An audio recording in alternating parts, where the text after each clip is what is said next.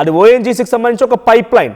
So ఆ mori field number 5 దగ్గర కొన్ని వర్క్ జరుగుతున్నాయంట. ఆ వర్క్ జరిగే దాంట్లో చిన్న నిప్పు రవ్వలు అంటుకొని ఆ గ్యాస్ లీక్ అయిపోయింది. సో ఈ గ్యాస్ లీక్, నిప్పు రవ్వలు ఒక్కసారిగా ఇక ఆ ఫైర్ స్టార్ట్ అయిపోయింది. దాన్ని కంట్రోల్ చేయడానికి ఏ మాత్రం కూడా సాధ్యం అవడం లేదు.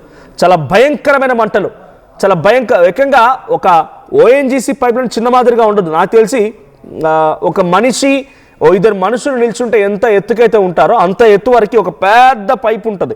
ఆ పైపు నిండా మొత్తం కూడా, ఆ మోరి నిండా మొత్తం కూడా గ్యాస్ వస్తూనే ఉంటుంది. ఒక్కసారి మీకు మంటలకు సంబంధించి ఆ విజువల్ చూపించలేకపోతాం డ్యూ టు సమ్ రెస్ట్రిక్షన్స్. కానీ ఇక్కడ ఆ వర్క్ ఏదైతే జరుగుతుందో అక్కడ చూడండి, ఆ 2 కొబ్బరి చెట్ల మధ్యలో నుంచి చాలా లైటింగ్ అనిపిస్తుంది కదా, అదంతా కూడా లైటింగ్ అంతా కూడా మంటలే. ఏ స్థాయిలో మంటలు అక్కడ ఎగిసిపడుతున్నారు చూడండి. సో దీనే ఇప్పుడు బ్లోఅవుట్ అంటారు. సో ఇరుసమండ గ్రామంలోని స్టార్ట్ అయిన ఈ బ్లోఅవుట్ కాస్త ఇంకా ఏమాత్రం తగ్గడం లేదు.